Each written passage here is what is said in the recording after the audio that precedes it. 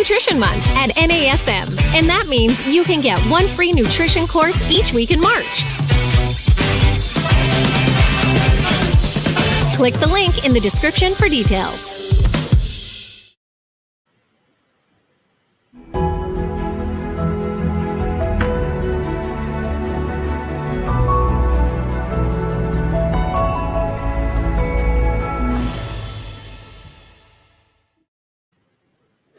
Hey everyone, welcome back to our Strong Mind, Strong Body podcast series. I'm your host, Angie Miller, and today is part 2 of our talk about energy vampires. If you have ever spent time with somebody who left you feeling emotionally drained, maybe even made you feel a little guilty, but you're not really sure why, maybe you just felt like you just came home just really tired and not quite feeling like yourself, you probably spent time with an energy vampire. They often prey on people like you, people who set out to make a difference in this world, people who are positive minded and are good listeners and have a very, very good heart. They can be your family, they can be friends, and they can be your clients. So I don't know if you caught us last week, but I did an episode with my friend and colleague, Dr. Rhonda Mays. We talked about 8 typical types of energy vampires. And if you missed it, give it a listen. But just in case, I'm going to review those 8 types. I'm going to give you a down and dirty review. And then the whole purpose of today is I'm going to talk about ways that you can deal with them at home, at work, and in social settings. Okay, so let's go ahead and give us the down and dirty from last week. So first of all, we had the always innocent energy vampire. This is the energy vampire who never takes responsibility for anything.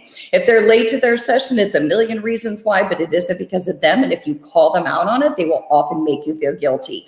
This type of energy vampire often has the martyr complex. They're so busy and everybody needs them, but really and truly, usually with martyrs, they need to be needed more than everyone needs them. So the second type of energy vampire that we talked about was the drama vampire. They're always at the heart of drama and they're always stoking the flames and feeding the fire. And if you're not careful, they will usually find a way to draw you into the drama, no matter how hard you try to stay out of it. The third one that we talked about was the underminer vampire.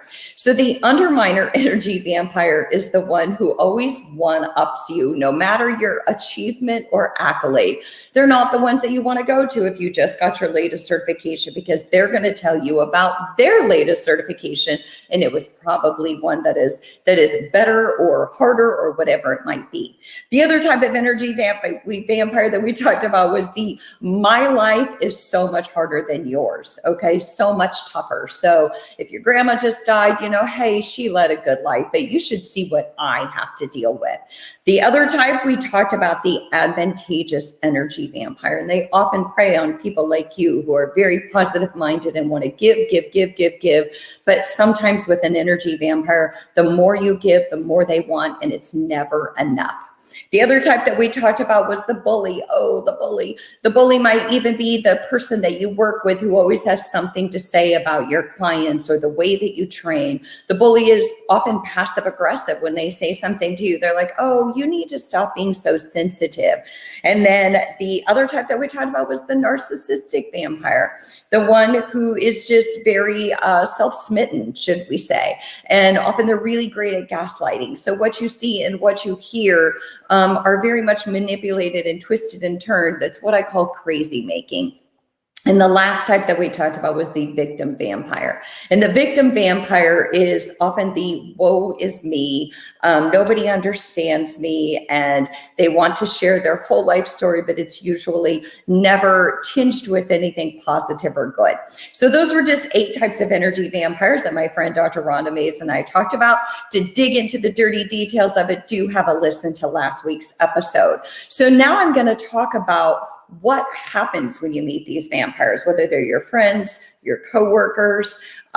It could be a relationship that you're in, and it could be a client. So how do you deal with them in these different situations? So I have 8 tips to help you deal with them, whether it's at work, whether it's at home, or whether it's in social settings. So the first one is establish boundaries. And I've talked about this before. In fact, a couple of episodes ago, I did a whole segment on establishing boundaries because it's so hard. It's hard to say no.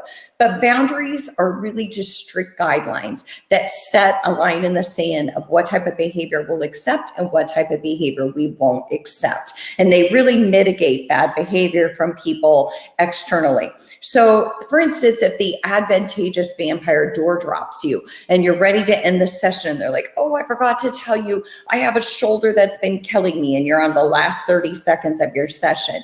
It may be that you have to say to them, you know what, I'm glad you brought that up. We're going to address that first thing in our next session, because if you deal with it right then and there, you're really encouraging bad behavior and not setting those standards and those boundaries that say, I have another client, I have to get to them now. We have to talk about this at the beginning of the next session. Remember, behaviors are only modified if we're consistent. So the other thing with setting boundaries, let's say that it's somebody like the always innocent vampire and they're guilting you because they're late again or whatever it might be. We just need to make sure that we don't take the bait. See, with energy vampires, they will often go fishing, bring you in, and they want to get a response from you, but it's our job not to give them the response that they're looking for, which just encourages that behavior. So it might be something like, if they keep coming in 10 minutes late, we finally have to set that line in the sand and say, you know what, we still have to end at 3 o'clock. So that might mean that, that means that our session's going to be 10 minutes shorter. So it's probably really important that you get here on time so that we don't have to keep cutting these sessions short. Because if you run over, you're just going to encourage that it's okay that they keep showing up late, because you're not really standing by your boundaries, right? So that's number one. Another way that is great to deal with energy vampires is don't wait for them to change. I think that we have this idea in our world that we can change other people. Especially when it's in relationships, we're just convinced that we can change them. Or if we just say the right speak or we teach them the error of their ways, they're going to miraculously change. Well, we're going to be waiting a long time if we wait for other people to change. We can't do that. We can't wait for other people. We just have to adjust our expectations and get real about who people are. It's not our job to change people or fix people. It's our job to change us if change needs to be made, or to fix us if something needs to be fixed. And if it's something in a behavior of another person that we're not able to tolerate, then we just have to adjust our expectations. So for instance, the my life is tougher than yours energy vampire. If you do, invite in your something that's going on in your life, this is probably the worst person to tell this story to, because of course they're going to turn the tables and tell you something that is tougher in their life. So if you have a story where you really need support, we have to know to manage our expectations. This is not the friend that we're going to tell about something that's going on in our lives, because they're probably going to tell us something even more intense that's going on in their lives. Same thing with the underminer. If you are so proud of this latest achievement, find a friend, find somebody on the street, talk to your dog, talk to somebody who's going to be like, yes, I am so proud of you, but you don't want to go to the underminer vampire, because you know what? They are not going to share that positive energy. They don't have it in them to be super proud of you. They're just not the friend that you go to. So save your emotional energy for somebody who's able to double your joy, or somebody who's able to share your grief. Okay. So that's number 2. Number 3, guard your emotional bandwidth.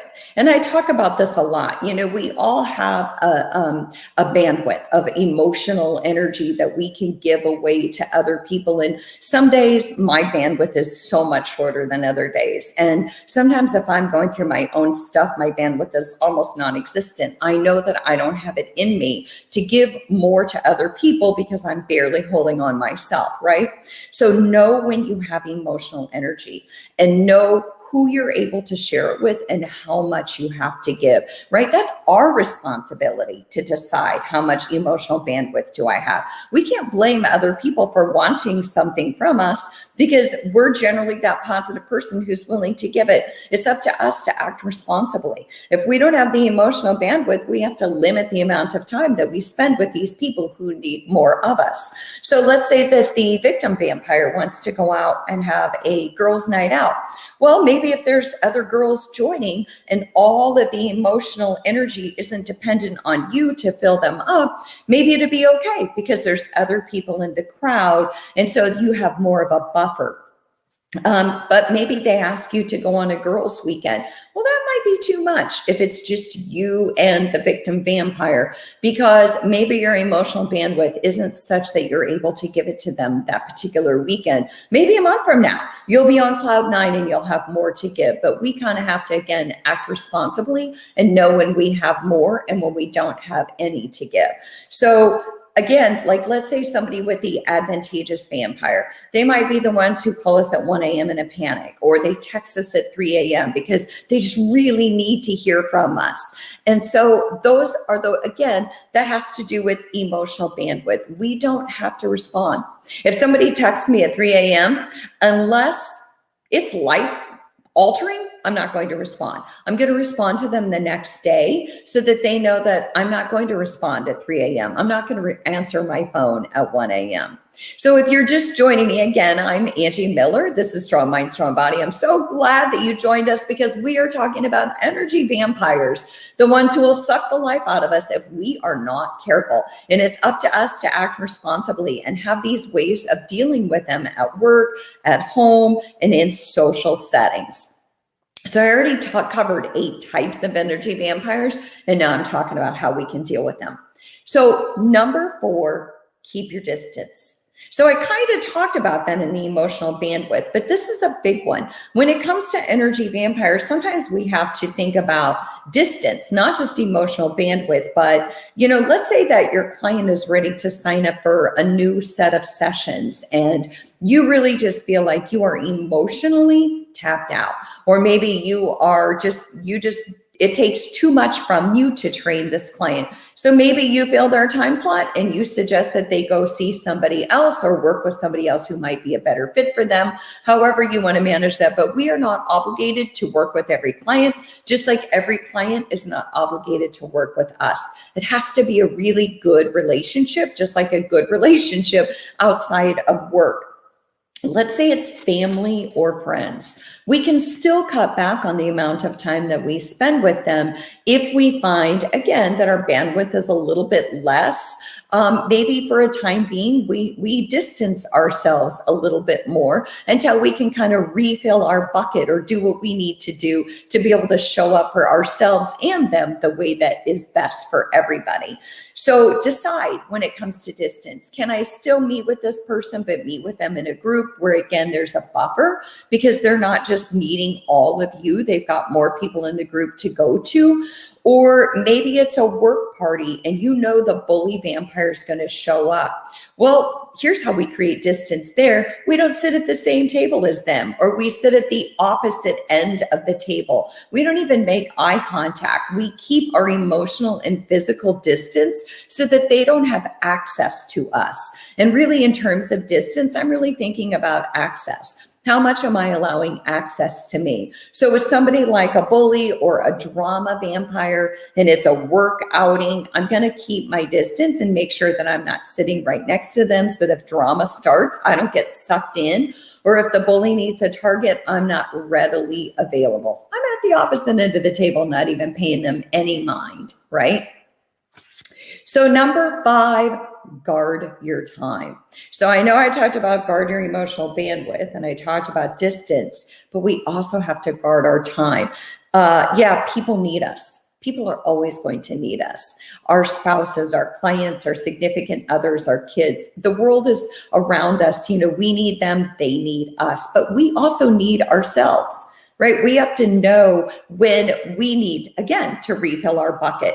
You can be there for somebody who needs you, but do you have to be there for 4 hours? Can you just be there for 1 hour? And does 4 hours mean you care 4 times more? Or could it be that you could spend 1 hour with them in a time of need, give them all of your emotional energy, or you could spend 4 hours and only give them a piece of you because you start to feel resentful that they need more. So again, that would be where the boundaries come in, right? So base your time availability on your energy. How much energy do you have emotionally and physically? That's how much time you can give that person, right? Number 6, deflect. This is a really big one. You have to be like a master at deflection when it comes to energy vampires, because it's up to us to change the nature of the conversation. It's up to us to massage the conversation in a way where we don't have to get into the mud with them in a way that makes us uncomfortable. So if the drama vampire is a client and they start talking about other people in the gym, or they start comparing you to other trainers, and they start in and they're bringing you in, right? You don't have to go in. You can deflect. You can say, you can just bring all the energy back to the workout itself and redirect them. It's like giving a dog a bone and distracting them, right? It's like distracting a toddler, but we're going to redirect them to the workout. If a victim starts sharing their woes and you just don't have it in you, we can change the conversation to something more positive, something more uplifting, something more lighthearted, so that we don't have to stay on that subject if it's too depressing or too stressful. So again, we're talking about ways of dealing with energy vampires, right? So number 7, don't engage and keep your cool. I can't even emphasize the importance of this one. Sometimes energy vampires are so good at sucking us in, we become a different version of ourselves that we don't even recognize. And generally, it's not a version that we want to write home to mom about. It's not our best selves, right? And somehow that interaction with this person will bring out a side of us that we don't really like or recognize. So we really have to keep our cool when we're dealing with energy vampires. So my suggestion would be never argue, never defend, or get into an altercation with an energy vampire. And I know you're probably looking at me right now like I have 6 heads, because they make you want to do that, right? You want to just, you kind of get baited in, and the next thing you know, you're involved in this argument or altercation with them because you want to make them see what they're doing, but they're not going to see it because that's not the end goal for them. So try to avoid altercations, arguments. Try to avoid any kind of defending yourself when you're with an energy vampire. You're going to end up more frustrated, more depleted emotionally than you were before you even started. So remember, a bully's always going to be a bully. And always innocent's always going to guilt you. The victim will probably start crying. The narcissist is an expert at crazy making. So whatever you see isn't what you see, because they are so good at manipulating and twisting the truth that you're not even sure which side is up anymore. Vampires are expert manipulators. They're really good at what they do. So there's no sense in us wasting our energy. Better to disengage, distance ourselves, and be emotionally unavailable, like a statue. It's hard to move a statue, and statues don't give us a lot of emotion, and we kind of have to be that when we're around them. That's how we keep our power. See, I think that getting in the mud with somebody and having a big argument or altercation with them, I think that that's how I give my power away. I think I keep my power by doing exactly the opposite. So don't invest in toxic behavior, because it generally just encourages more toxic behavior. So maybe at most, if it's a bully and you're just about up to here with the comments, maybe you just say something like, the bully says something about the way that you're training your client or whatever it might be. Maybe you just deadpan them, look them right in the eye, and you just say, I'm going to leave you with that comment. And then you walk away. It's like you just deflated the bully's balloon, because you just let them keep their stuff and you did not rise to the occasion and come into the ring and want to punch at them, because that's exactly what they want. That really helps you keep your power, and it takes their power away. Okay. So number 8, recognize your role. Here's the thing. Rhonda and I talked about last week how an energy vampire to me might not be an energy vampire to you. And it seems very confusing because we get a little, how come other people don't see this person the way that I see them? Well, that's when we have to kind of step back and recognize our role. What is it about us that's drawing them to us? Because they are seeing something in us that they want more of, whether it's a vulnerability or a way in to get a piece of us, fill their puzzle, and we've got that piece that's missing. And so what is inviting this person into our lives? We really have to stop and reflect. Are we sending the message that it's our job to be there for them at our own expense? Have we lost our way and our boundaries so much so that the reason why they come back, we're like a lake and they're never done drinking? But if we were an empty well, they wouldn't need to come to us because we wouldn't have any more to give. So we really have to look at our role and why we're drawing in this energy vampire and what we can do. Because again, when it comes to managing stress and managing stressful people, I always say, reflect on where you have positive control. What can I do to make my situation better? It's never about other people. We can't wait for them to change, and we can't wait for them to experience them the way we are. We just have to figure out what we need to do to deflect how their behavior is affecting us. So remember, we all interact with each other differently, right? So check your boundaries. And I have some final tips when it comes to energy vampires. So stay positive, okay? It's a lot harder to pull from somebody when they're always really positive and they always have themselves kind of put together, right? It's a lot harder to pull if there's vulnerability in you that you're expressing to them and they see that. Sometimes the bully or the narcissist, they're going to pounce on that and eat you up for dinner.